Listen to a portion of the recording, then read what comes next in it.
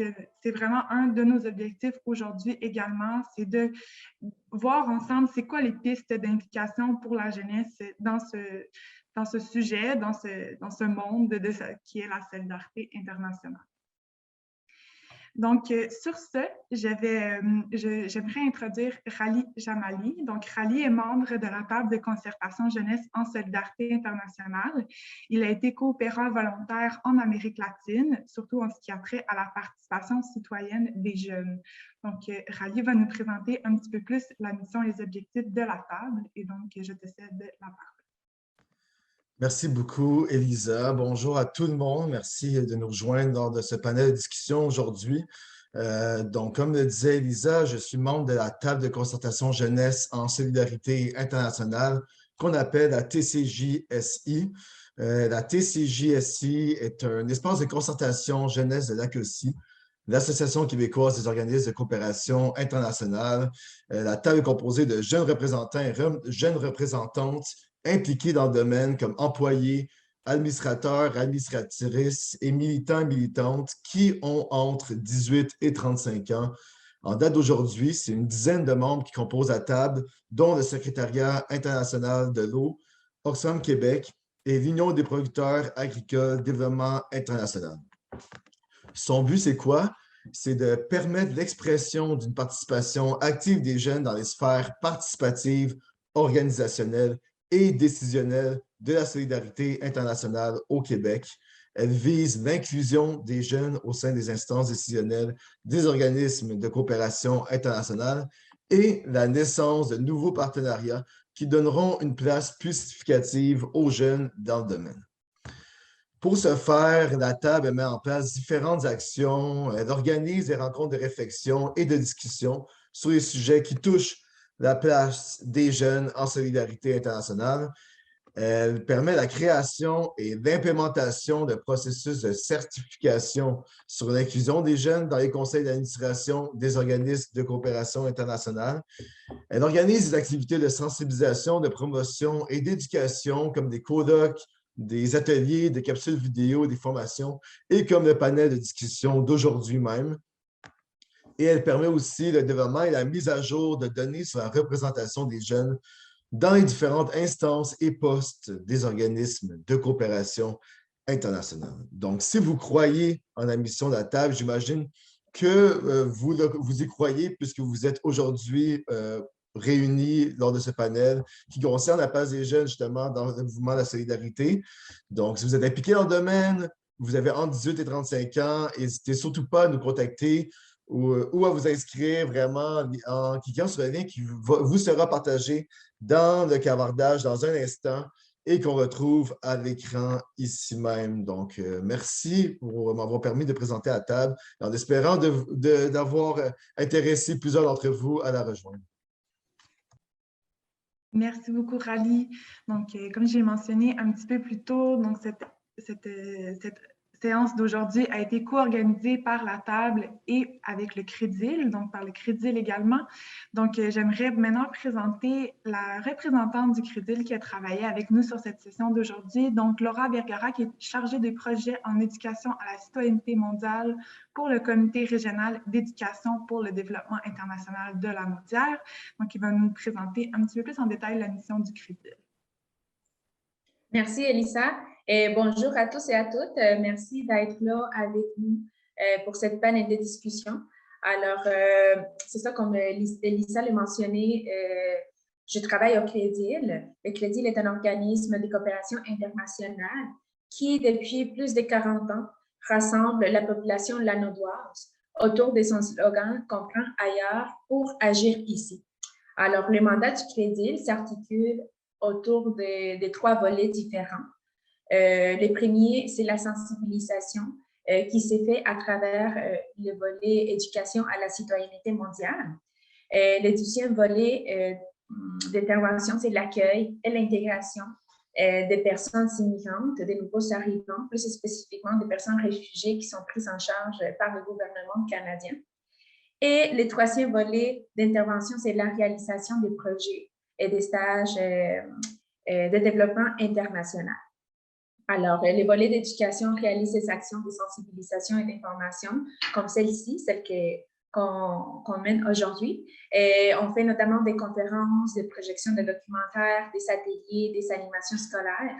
Et on présente également des témoignages qui sont donnés par des personnes réfugiées.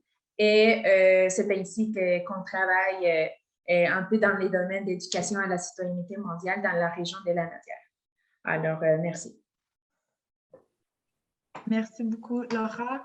Donc, sur ce, on va passer à la première partie de notre atelier d'aujourd'hui. Donc, on va avoir la chance d'écouter les histoires de nos 4 panélistes.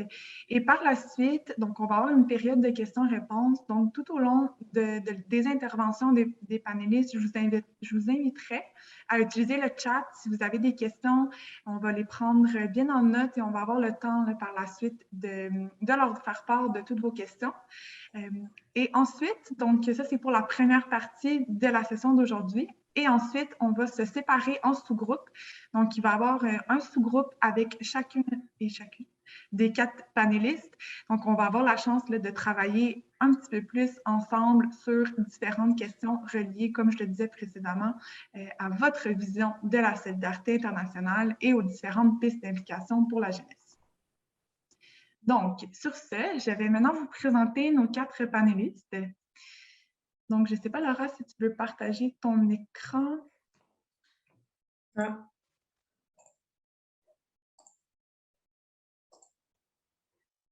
Super. Donc, notre première panéliste, Danielle Camtier, elle est vice-présidente du Parlement mondial de la jeunesse pour l'eau. Notre deuxième panéliste, Evrad Dikilembay, membre du comité des jeunes de Joliette pour le projet Orion de motivation jeunesse. Notre troisième panéliste, donc Ana Martine Núñez, étudiante en anthropologie sociale et jeune engagée d'Ayacucho au Pérou. Et finalement, Martial Stanislas Tohou, président de l'ONG JEDAFEM et jeune leader du programme Jeunes leaders d'activer le changement Canada 2020.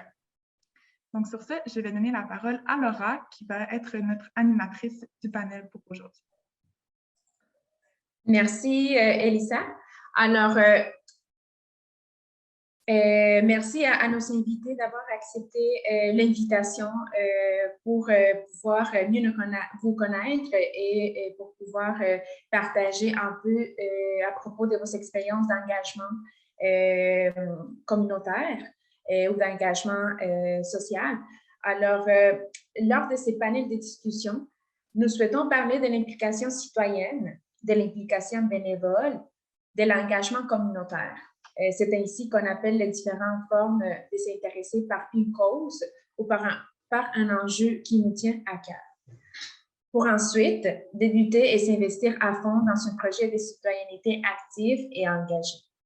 Alors, nous nous retrouvons cet après-midi avec 4 jeunes de différents horizons et avec des parcours et des histoires de vie différentes qui pourront nous aider à mieux comprendre les différents visages de l'engagement jeunesse ici et ailleurs dans le monde. Alors, afin de connaître davantage leurs actions d'implication citoyenne, on invitera chaque panéliste à répondre à la question suivante. Alors, je vais lire la question et je vais inviter à chaque panéliste de lever la main lorsque vous allez être prêt à nous partager votre réponse. Alors, pour commencer, on vous invite à nous parler brièvement du projet dans lequel vous vous impliquez présentement ou les projets dans lesquels vous étiez impliqué récemment et quel est votre rôle spécifique dans ces projets-là et quelle a été votre motivation initiale pour vous engager dans cette cause. Alors, je vous invite à lever la main si vous voulez prendre la parole pour que vous puissiez nous parler un peu plus de votre implication actuelle ou récente.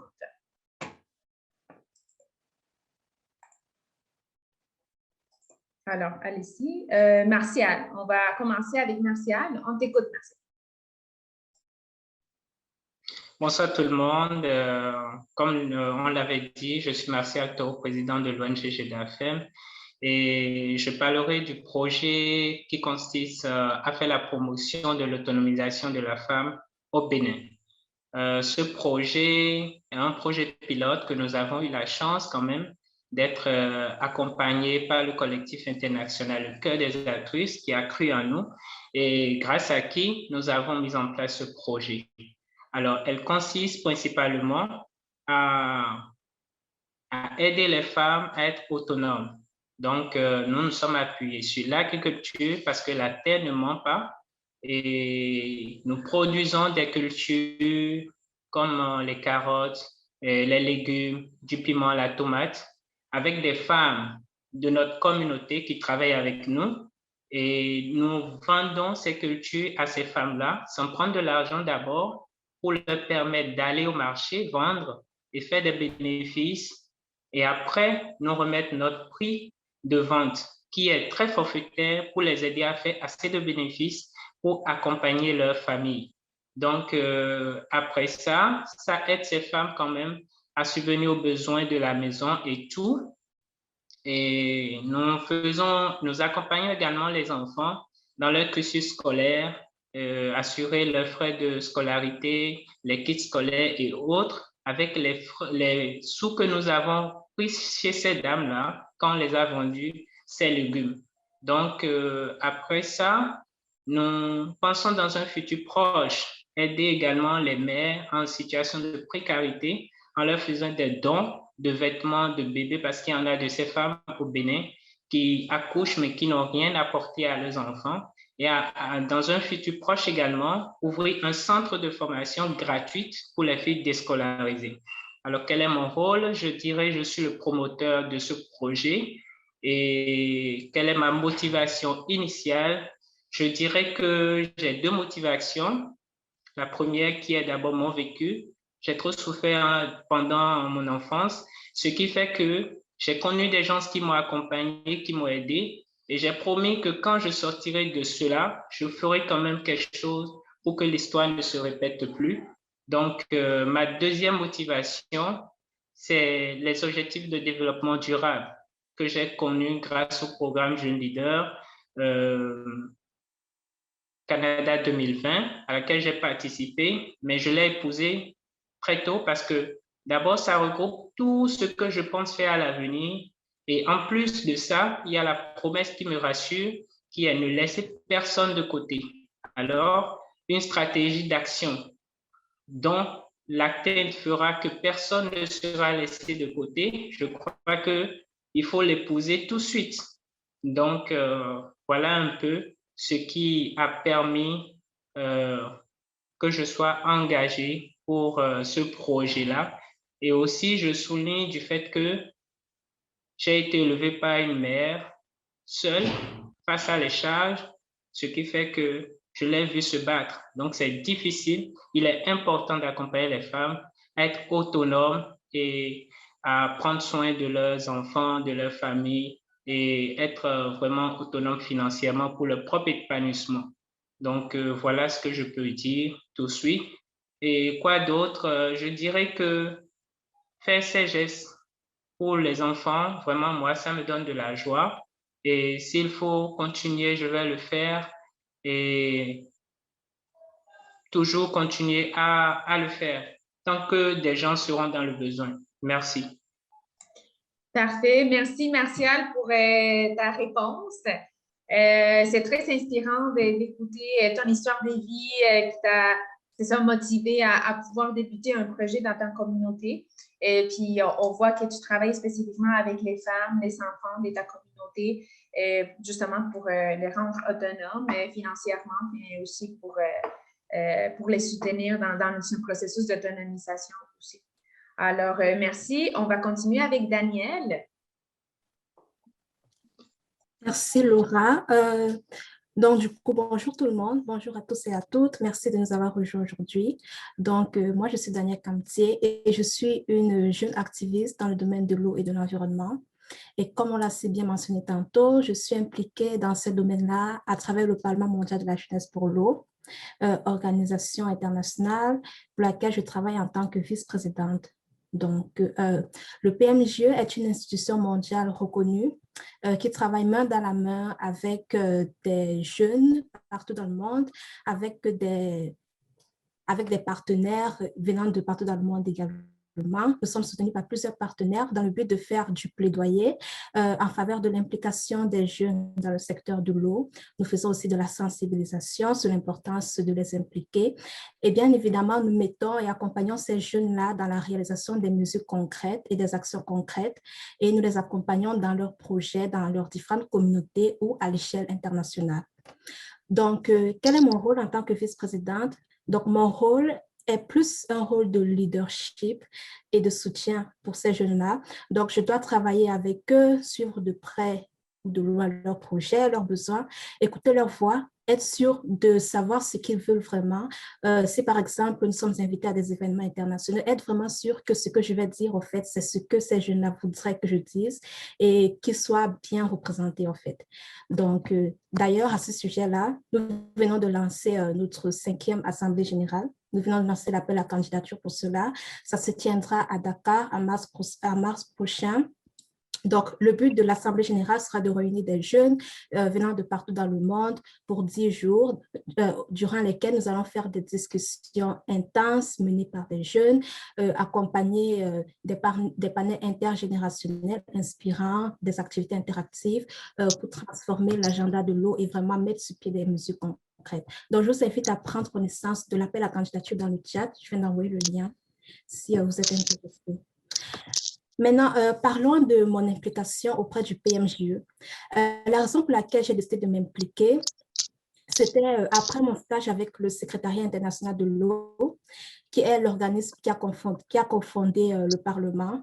Donc, j'aime beaucoup les valeurs soutenues par l'organisme, qui est l'idée de donner aux jeunes l'occasion d'être impliqués, en fait, dans la résolution des enjeux liés à l'eau, l'occasion pour eux de s'exprimer, de représenter leur communauté locale, raconter leurs histoires aux événements internationaux comme par exemple l'Assemblée générale des Nations unies ou que ce soit même à la COP26 qui vient de passer. Donc, on a vraiment l'occasion de travailler avec des représentants de ces organisations-là pour dire ce que nous, on pense.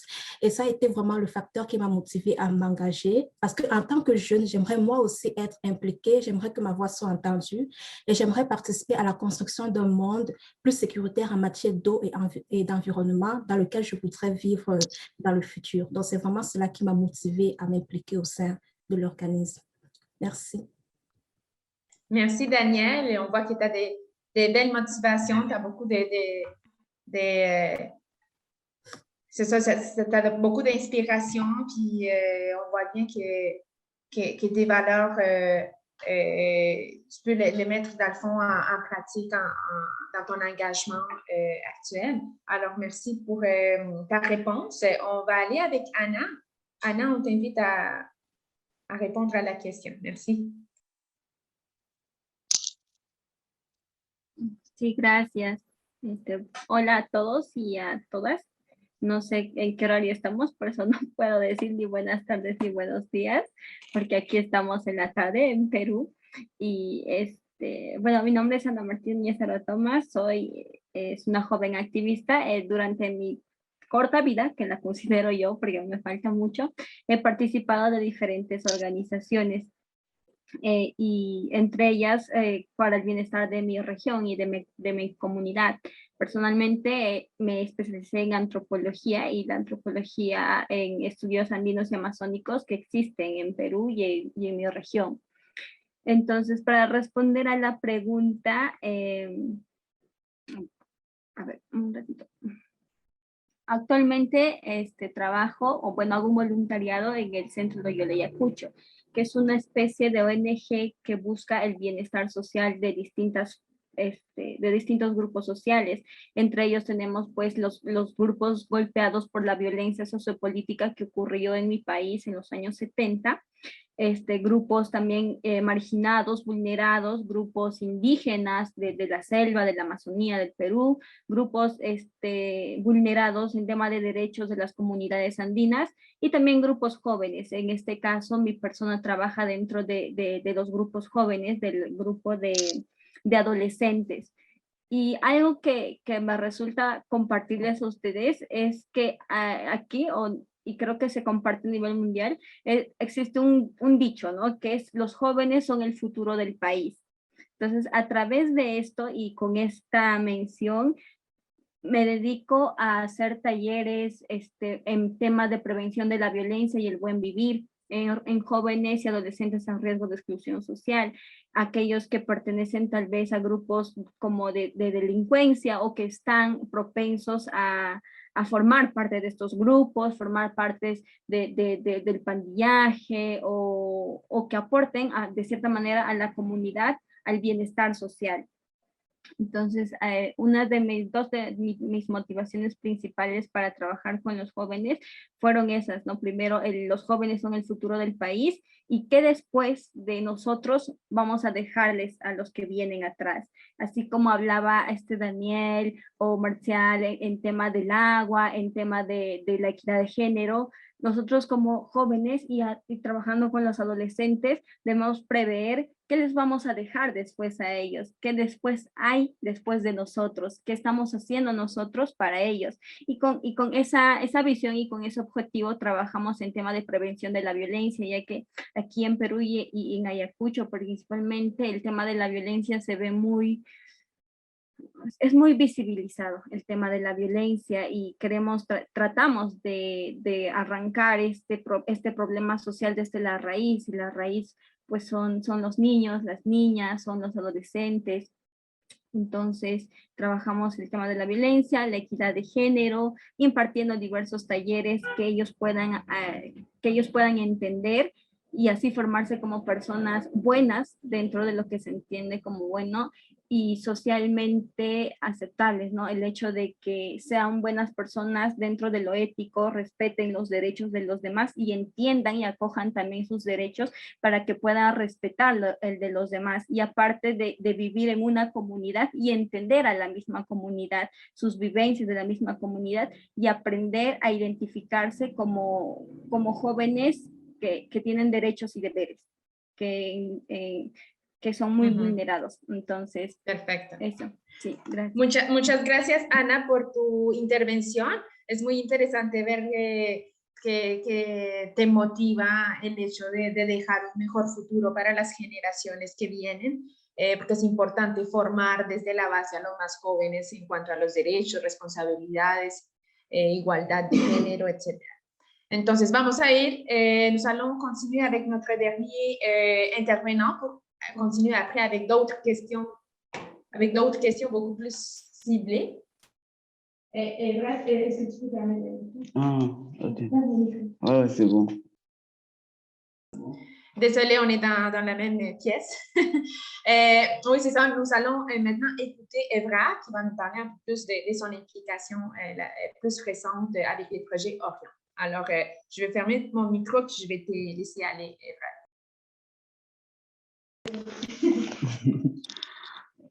Ok, bonjour tout le monde. Mon nom c'est Evra Ntikilambay. Le mois dernier, je me suis impliqué dans le projet Orion. Et le projet Orion a un objectif, c'est de connaître les besoins et les enjeux des jeunes réfugiés âgés de 12 à 25 ans qui rencontrent des enjeux qu'ils rencontrent dans leur parcours immigratoire à leur arrivée au Québec et des procédures d'intégration à la société d'accueil. Donc, un des objectifs que le projet Orion a créé, c'est les jeunes des comités, les jeunes réfugiés, excusez-moi, je vais reprendre. Donc, dans le fond, un des objectifs que le projet Orion, un des objectifs du projet Orion, c'est de créer des projets composés des jeunes réfugiés nouvellement arrivés dans des 13 villes d'accueil comme le sont Joliette, Laval, Trois-Rivières, Sherbrooke, Québec, etc. Donc, dans des rencontres, des comités, on peut échanger et écouter les jeunes parler de leurs difficultés.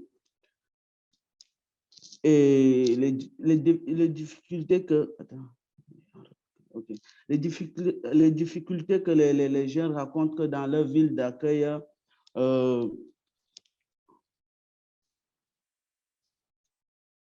les difficultés qu'eux rencontrent dans leur ville d'accueil et que nous pouvons aussi participer à des créations, des sensibilisations. Et lors de mon implication, j'ai participé à la création du mini-documentaire Terre de Québec, Terre des refuges.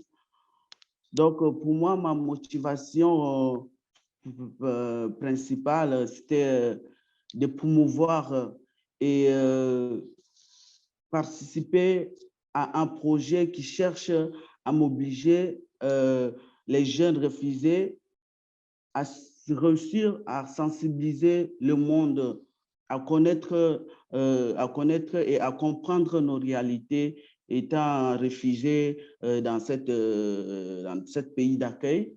Donc, c'est un peu de ça. Donc, avec le temps, moi, personnellement, j'ai écrit un livre sur ça pour que les gens puissent me connaître, puissent apprendre à me connaître parce que sans leur parler, ils ne vont pas connaître mon histoire. Donc, j'ai dû écrire un livre concernant ça aussi. Donc, avec ce projet, j'ai entendu parler de ce projet et je me suis impliqué pour pouvoir faire connaître pourquoi je suis là. Et je me suis impliqué aussi pour sensibiliser le monde à comprendre les réalités des dehors. Donc, vraiment, ce projet m'intéresse beaucoup. C'est pourquoi j'aimerais vraiment que si vous aimerez, vous pouvez participer à ce projet. Merci beaucoup, Evrad. Je vais...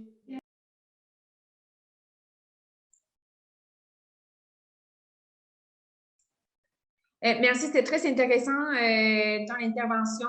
Dans le fond, les projets dans lesquels participe Evrad, c'est un comité jeunesse qui est comme chapeauté par les motivations jeunesse. Puis c'est ça, comme il l'a expliqué, il travaille avec des jeunes réfugiés qui habitent dans les différentes régions d'accueil au Québec. Alors, il pourra nous en parler tantôt plus tard des actions ou des différents projets qu'ils ont, mais il a participé notamment à la production d'un documentaire, un mini-documentaire qu'on vient juste de vous partager via l'échelle. Vous pouvez prendre le temps après de le regarder, puis vous allez rencontrer Evrad dans une partie de documentaire. Alors, on continue avec les questions plus ciblées. Alors, on va continuer avec le même ordre qu'on a eu tantôt. Alors, pour commencer, Martial, je vais te poser une autre question pour connaître un peu plus les projets et les actions que tu mènes présentement au Bénin ou dans ta communauté. Alors, est-ce que tu pourrais nous dire de quelle manière l'ONG JEDAFEM, avec l'aide de ces bénévoles, ont réussi à avoir un impact réel à court et moyen terme sur les filles et les femmes de ta communauté? Merci Laura pour ta question. En fait, je dirais que pour notre projet, vous voyez, on donne la possibilité à ces femmes bénévoles d'avoir nos produits à 0 franc. Donc, elles peuvent quand même commencer à 0 franc et aller maintenant les vendre pour se faire de bénéfices et pour subvenir aux besoins de leur famille. Donc, je dirais déjà que c'est notre impact réel à court terme parce que nous avons de ces femmes qui ont profité de cette offre que nous leur avons faite et elles viennent assez prendre nos cultures et sur une base de confiance parce qu'elles travaillent avec nous, elles partent le vendre et gardent le bénéfice et nous rapportent ce qui nous revient pour qu'on puisse continuer des actions sociales. Maintenant, à long terme, et ces femmes-là, Nous leur donnons aussi des sensibilisations sur l'importance de l'autonomisation de la femme, sur l'importance de l'éducation des enfants. Donc, ce faisant, les bénéfices qu'elles accumulent, ça va les servir à agrandir leur source de revenus. Là, à un moment donné, elles ne seront plus à notre compte, mais elles seront autonomes financièrement. Elles pourront payer la scolarité de leurs enfants. Elles pourront payer de quoi leurs enfants vont manger. Donc, à long terme, ça les aide quand même à être elles-mêmes, à être épanouies. Donc, nous allons continuer ce projet parce qu'elles en ont besoin et ça va aider beaucoup de femmes quand même à être autonomes.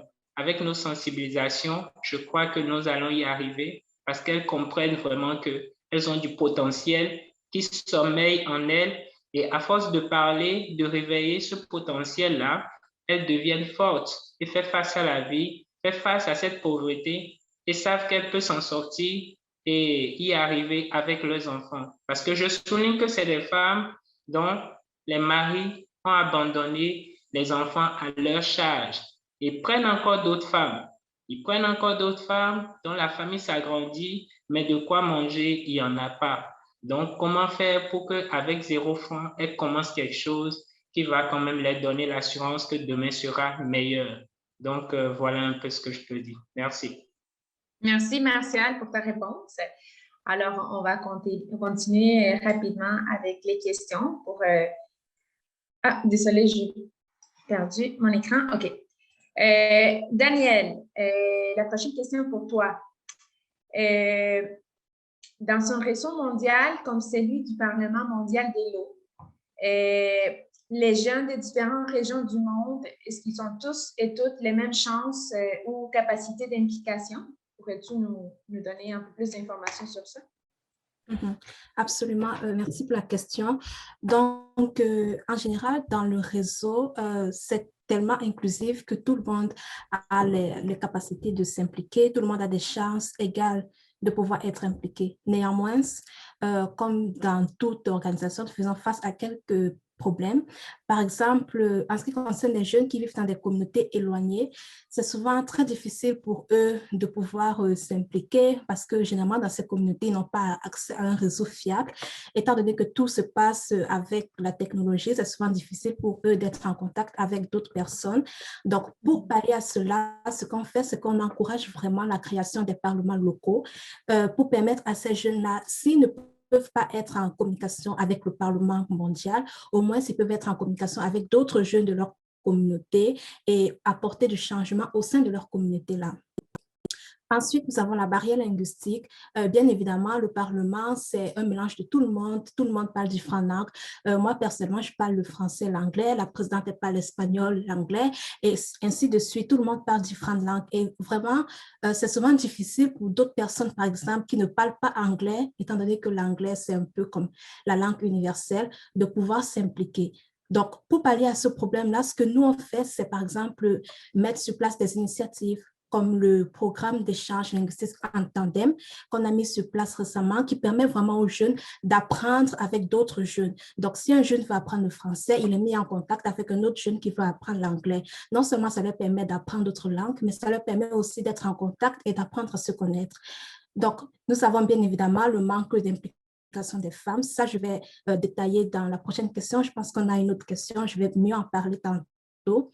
Et aussi, nous avons le fait que certains jeunes, bien qu'ils veulent s'impliquer, n'ont pas souvent les moyens de participer aux différentes conférences à l'échelle mondiale parce que généralement, ils ne sont pas au courant de ces conférences-là et ils n'ont pas de moyens de s'y rendre. Donc, ce que nous, on fait au sein du Parlement pour pallier à cela et donner à ces jeunes la chance d'être autant impliqués que les jeunes de l'Occident, c'est de mettre sur pied, par exemple, des réseaux comme le Parlement africain, sur lesquels nous travaillons actuellement, qui va vraiment mobiliser les partenaires en Afrique, mobiliser des gens qui seront prêts à supporter en fait cette initiative-là pour donner la chance à ces jeunes-là de pouvoir, à l'échelle égalitaire, de pouvoir s'impliquer aux différents panels internationaux. Donc, c'est ça. Parfait. Merci, Daniel, pour ta réponse. C'est très intéressant de voir les différents projets qui sont en cours déjà.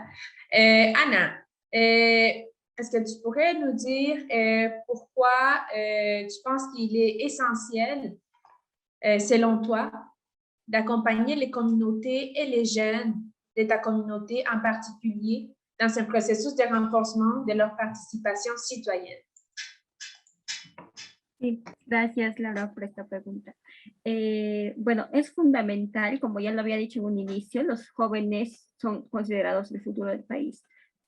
Es fundamental y esencial apoyarlos y acompañarlos en el tema de su formación cívica y ciudadana, ya que los ayuda a reconocer y abrazar sus derechos en un país que vulnera precisamente sus derechos más en la condición social en la que ellos viven.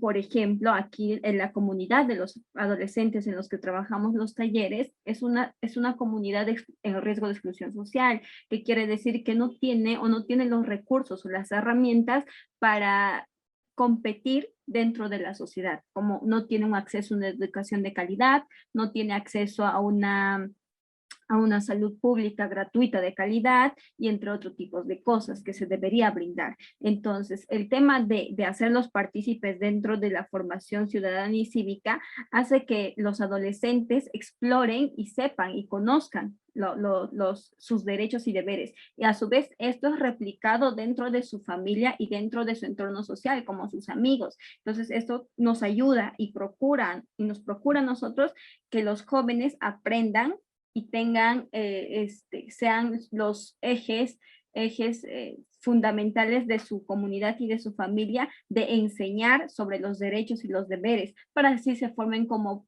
buenas personas políticamente activas y también, si es que se lo permiten, como personas políticas con un valor ético fundamental, que vele por los intereses de la región y no los intereses propios, que pasa muy a menudo. Entonces, eso es muy fundamental. Y en el tema de las comunidades muchas veces han sido vulneradas por el tema de la barrera idiomática, porque aquí se hablan como 40 idiomas, pero nosotros hablamos quechua, y también el tema de la discriminación y el racismo, que no es ajeno, creo que en ninguno de los países.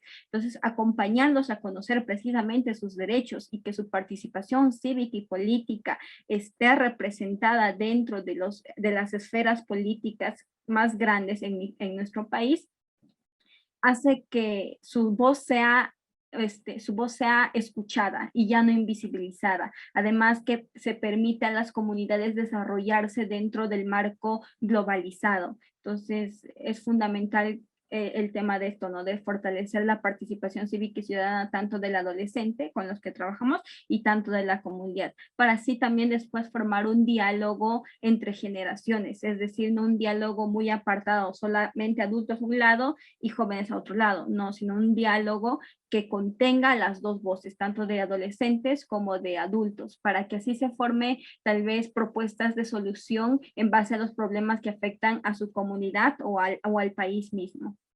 Gracias. Muchas gracias, Ana, por esa respuesta tan completa. Es verdad que es súper importante de comenzar por la parte de reforzamiento un poco de esa participación ciudadana. Nous allons continuer avec la dernière question pour Evrad. Ensuite, on va demander au public si vous avez des questions pour les panélistes. Alors, si vous avez des questions, n'hésitez pas à les poser via le chat et on pourra ensuite les poser directement aux panélistes. Alors, c'est le tour d'Evrad. Alors, Evrad, est-ce que tu pourrais nous dire qu'est-ce que les jeunes issus de l'immigration peuvent apporter à la société québécoise pour contribuer à la construction d'une société plus empathique et inclusive? Qu'est-ce que tu pourrais nous dire à propos de ça? Bon, moi personnellement, je trouve que le projet Orion, ça pourrait nous aider à être ouverts au monde et à gagner plus de confiance en nous. Et ça facilite aussi les opportunités d'échange avec les autres. Et je vais prendre un exemple, pendant le Covid, ce projet nous a aidés à rompre l'isolement, à faire des activités pendant le Covid Donc, pour moi, c'est très important ce projet. Et ça nous aide aussi à avoir, à nous voir tous pareils. Ça nous aide à nous voir tous pareils. Au moment où on est tous ensemble, on fait des projets, ça nous aide à être tous pareils, à nous voir, à avoir nos qualités en nous-mêmes. Et puis, ça nous aide beaucoup à nous, dans notre parcours d'intégration, et ça permet de pratiquer aussi et à améliorer notre, la langue française, parce que la langue française n'est pas pour tout le monde. On a tellement de langues dans le monde. Donc aujourd'hui, si je sais dire hola, grâce à ce que, bon, je suis parmi des amis qui parlent espagnol. Donc, ça fait que moi, j'apprends d'autres cultures et ça fait qu'on est tous ensemble. Donc, moi, je trouve que, bon, ça va nous apporter beaucoup de changements. Ça va faire qu'on va vivre ensemble. Donc, ce projet, c'est une manière de faire, de nous rassembler comme si on est une famille. On est une famille ensemble. Merci, Abraham. Alors, on va demander au public, si vous avez des questions, n'hésitez pas à les poser via les chats, puis on pourra poser les questions ensuite aux panélistes. Alors, si jamais nous n'avons pas de questions à ce moment-ci, je vais continuer avec une deuxième tour de questions pour les panélistes. Alors, je ne vois pas des questions dans les chats. Alors, on va aller rapidement pour pouvoir poser la deuxième question à chacun, puis ensuite avoir du temps pour la partie des discussions ensuite. OK, merci Anne. J'ai une deuxième question pour toi. Avec ton initiative d'implication, penses-tu que tu as réussi à apporter une vision innovante d'entraide et de renforcement de la solidarité au sein de ta communauté?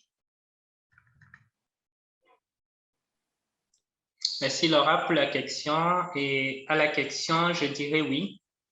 Et vous savez, au tout départ, nous avons reçu une éducation et comme je le disais au départ, moi j'ai eu une enfance très difficile et à des moments donnés, c'est des gens que je rencontre qui me cachent dans le champ, qui me donnaient un peu à manger ou bien qui m'aidaient à acheter des chaussures, à faire des trucs. Et j'ai appris l'entraide par là. Et aujourd'hui, quand je rencontre un enfant dans la situation que j'étais, je n'hésite pas à aider cet enfant-là. Et je sais que l'enfant-là va comprendre que, à son tour, quand il verra aussi quelqu'un, il peut le faire. Alors, à ces femmes-là, nous avons appris l'entraide, la solidarité, le sens de la solidarité. Parce que déjà, nous sommes des jeunes, il y a un manque d'emploi dans le pays, mais malgré ça, nous sommes à la terre, nous travaillons pour les accompagner. C'est une grande leçon de vie qu'on les a enseignées. Et aujourd'hui, je sais qu'elles pourront, entre elles, s'aider, être solidaires, partager et comprendre qu'il est important qu'on avance dans une synergie d'action. Quand on est seul, c'est vrai, on peut le faire, mais quand on est encore en groupe, ça va beaucoup plus vite. Donc, cette notion de solidarité, nous avons communiqué ça à ces femmes-là et elles savent que ces jeunes gens, ils nous aident parce qu'ils ont du cœur. Alors, nous pouvons aussi, au sein de la communauté, peut-être former des groupes de femmes où on fera de petits tontines, où on pourra accompagner l'autre femme quand elle sera dans le besoin, où on pourra accompagner telle mère qui n'a pas quoi manger, peut-être un soir, on peut lui faire un emprunt qu'elle peut rembourser. C'est que c'est le sens de la solidarité. Et elles le savent.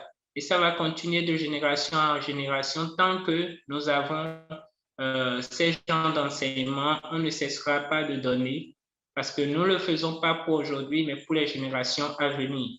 Donc, comme moi je le dis, ça me fait plaisir d'aider parce que ça pense ma plaie intérieure.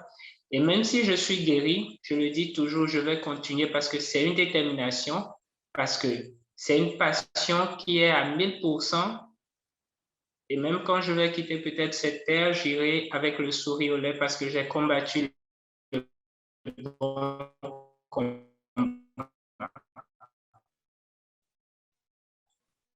On t'appelle. Je dirais merci. C'est ce que je dis. OK, désolée, on a perdu un peu la fin de la phrase, mais je pense qu'on a tous compris l'essence.